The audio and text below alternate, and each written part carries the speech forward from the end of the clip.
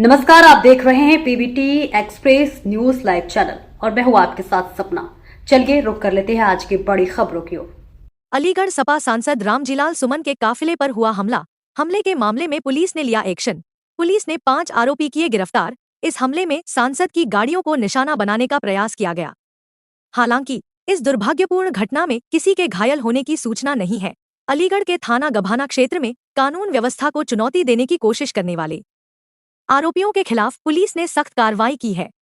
Samajwadi party के राज्यसभा सांसद रामजी लाल सुमन के काफिले पर हमले के मामले में 5 आरोपियों को पुलिस ने तत्काल प्रभाव से गिरफ्तार कर लिया है।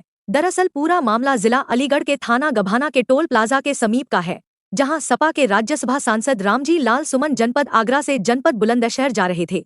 इस दौरान वह अलीगढ़ जिले के गभाना थाना क्षेत्र से गुजर रहे थे और गभाना से करीब 1 किलोमीटर पहले सोमना मोड़ पर कुछ अज्ञात व्यक्तियों ने सांसद के काफिले पर टायर फेंककर हमला कर दिया।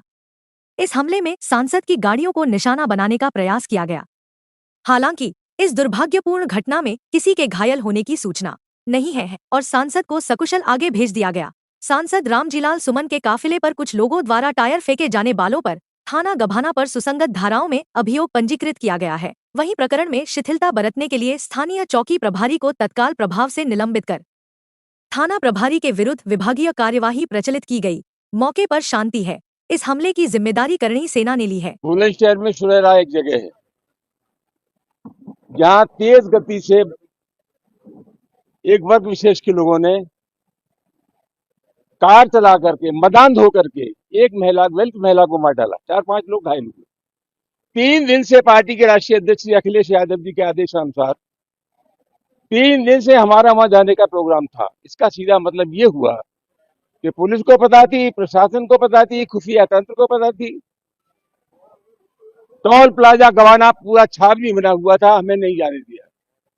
और उससे 500 मीटर दूर अलीगढ़ की तरफ कुछ लोग जमा थे, उन्होंने हमारे काफिले पर हमला किया, हमारी गाड़ी पर तेल डाला, हमारे साथ की गाड़ियों पर के शीशे तोड़े।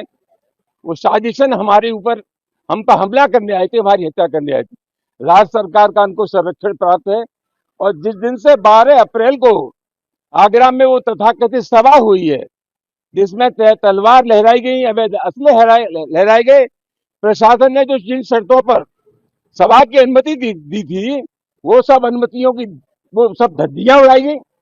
इसके बाद वो बदान हो गए क्योंकि कार्रवाई नहीं हुई।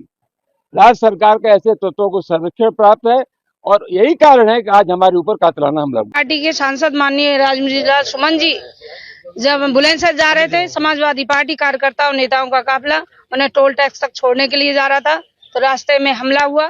मैं सबसे पीछे थी, हमारी 10 गाड़ियां क्षतिग्रस्त हुई है। मेरे ऊपर तो उन लोगों ने पथराव किया और पत्थर से हमला किया, लाठी डंडा तलवार तेजाब और टायरों से हमला हुआ है। राज्यसभा सांसद के ऊपर भी फेंके गए। राज्यसभा सांसद बमुश्किल जान बचा के वहाँ से निकले थे। क्या फेंका उनके ऊपर पत्थर फेंके हैं, तलवारों से हमला किया है, टायर फेंके हैं। क्या शिकायत की है? हमने शिकायत की है कि तुरंत अरेस्ट किया जाए ऐसे असामाजिक तत्वों को, जिससे समाज का माहौल खराब ना हो और तुरंत कार्रवाई हो। कप्तान साहब मिले थे, तुरंत कार्रवाई हो और सुरक्षा मुहैया कराई जाए।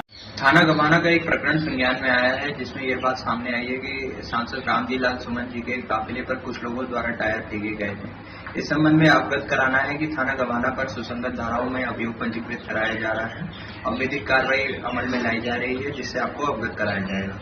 इस संबंध में यह भी बताना है कि सांसद रामजीलाल सुमन जी को अलीगढ़ जनपद से सकुशल पास कराया जा चुका है और इस घटना में किसी को भी किसी तरह की कोई चोट नहीं आई है। मौके पर शांति। जय महाराणा सांगा, मैं क्षत्रिय करणी सेना युवा राष्ट्रीय अध्यक्ष उपेंद्र सिंह राणा। अभी आपको पता लगा होगा कि जो अलीगढ़ के गवाना टोल पर जो सांसद सपा के सांसद सुमन पर जो हमला हुआ है, वह हमला हमारे करणी सैनिक क्षत्रिय करणी सेना परिवार के लोगों के द्वारा, हमारे भाइयों के द्वारा किया गया है।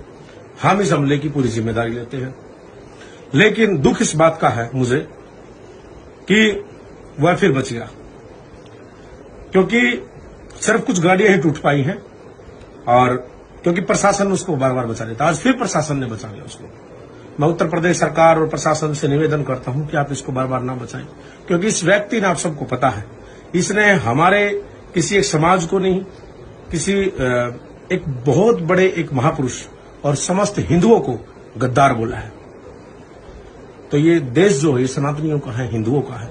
अगर कोई व्यक्ति, नेता अगर हमें गद्दार बोलता है, पूरे धर्म के लोगों को, तो ऐसे लोगों का बचाव, उनकी सुरक्षा नहीं होनी चाहिए थी। शर्म की बात है कि ऐसे लोगों को आप सुरक्षा दे रहे हैं, नहीं मिलनी चाहिए थी। लेकिन आज जो है कि 2-4-5 गाड़ियां ही टूटी हैं। अगली बार, क्योंकि हमें पता ही नहीं था कि ये यहां से निकलेगा, अभी कुछ मिनटों पहले ही पता लगा, 20-25 मिनट पहले कि वो वहां से निकल रहा है, तभी तुरंत टीम एक्टिव कर दी गई थी।